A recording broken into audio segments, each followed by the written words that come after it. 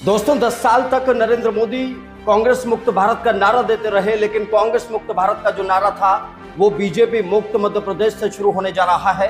और आज जो ओपिनियन पोल हमारे सामने आया है वो ये ओपिनियन पोल है जो बड़े टीवी चैनल्स के द्वारा कराया गया है। आज हम आपको दो ओपिनियन पोल दिखाएंगे और ये दोनों ओपिनियन पोल मध्य प्रदेश के हैं। दोनों ओपिनियन पोल में ये तस्वीर साफ हो रही है कि मध्य प्रदेश की जनता ने क्या फैसला किया है।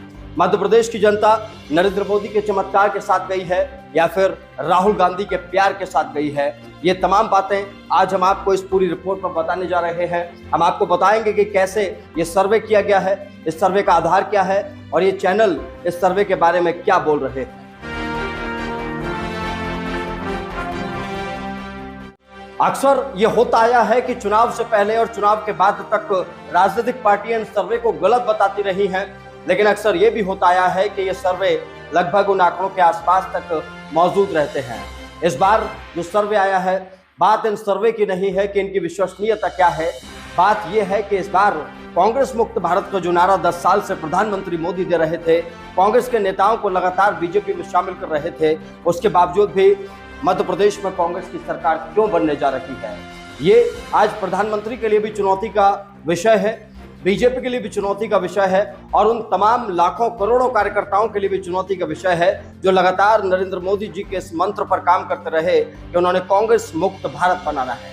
लेकिन इसी बीच क्या हो रहा था ये आपको बाद में बताऊंगा। उससे पहले हम इन आंकड़ों पर बात कर लेते हैं। मध्य प्रदेश के जो आंकड़े हैं, मध्य प्रदेश के आंकड़े जो बता रहे हैं वो ये बता रहे हैं कि मध्य प्रदेश में आपकी बार मुकाबला कांटे का है, लेकिन बीजेपी को बड़ा नुकसान है। बीजेपी को बड़ा नुकसान मैं इसलिए बार बार कह रहा हूं क्योंकि नरेंद्र मोदी जिन्होंने देश को विश्व गुरु बना दिया, उनकी सरकार के रहते हुए, प्रदेश में उनकी सरकार के रहते हुए अगर दोबारा उनकी सत्ता में वापसी नहीं हो रही है उनकी राज्य सरकार की, तो ये अपने आप में नरेंद्र मोदी की छवि के लिए भी सवाल है और आने वाले चुनाव में बीजेपी के लिए भी बहुत बड़ी चुनौती है।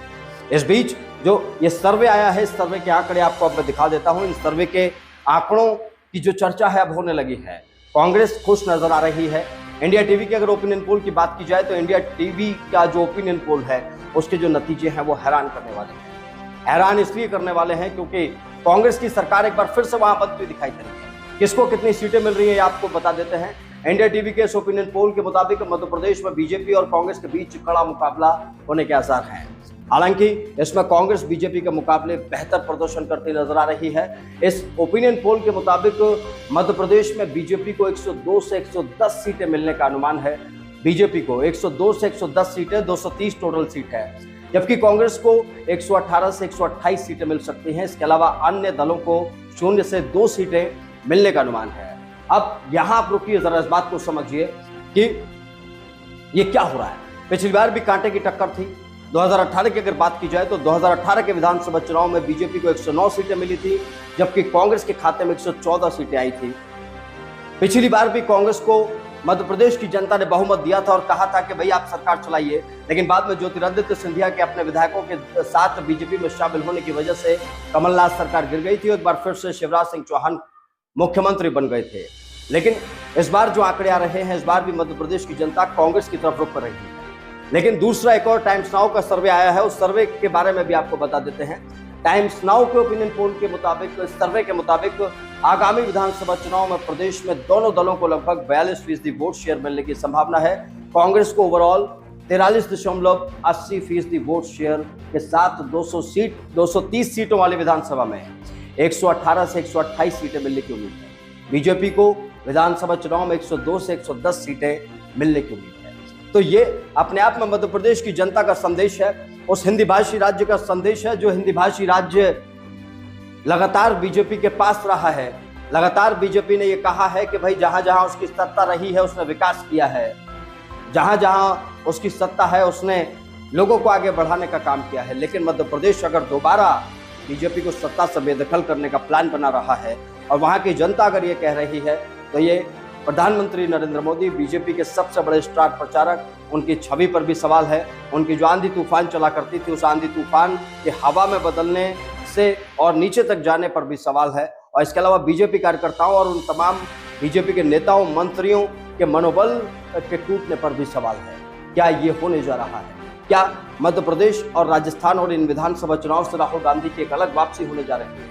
क्या यहाँ से नरेंद्र मोदी के लिए बुरी खबर आने जा रही है और 2024 में इसका खामियाजा बीजेपी को भुगतना पड़ेगा? ये तमाम सवाल अब बीजेपी और कांग्रेस दोनों दलों के लिए सोचने का वक्त है, क्योंकि आने वाले लोकसभा चुनाव में ज्यादा वक्त नहीं है और आने वाले लोकसभा चुनाव से पहले दोनों दलों को ये ओपिनियन पोल ये मौका दे रहे हैं कि दोनों ही दल अपनी आने वाली तैयारी मजबूत कर रहे हैं। कहाँ किसे मजबूत होना है, कैसे मजबूत होना है, इसकी तैयारी कर ली जाए। फिलहाल इस ओपिनियन पोल पर आप क्या सोचते हैं, हमें कमेंट बॉक्स में बताएं। आपको क्या लगता है, क्या मोदी जी का जादू खत्म हो गया है? क्या राहुल गांधी का जो जादू है वो अब जनता पर चढ़ने लगा है? इन तमाम मुद्दों पर आप क्या सोचते हैं, हमें कमेंट बॉक्स में बताएं। और अगर आपको लग रहा है ये ओपिनियन पोल बहुत सही और सटीक है और इस ओपिनियन पोल को लेकर अगर आप अपनी कोई राय रखना चाहते हैं तो आप इसे आगे बढ़ा सकते हैं। नमस्कार।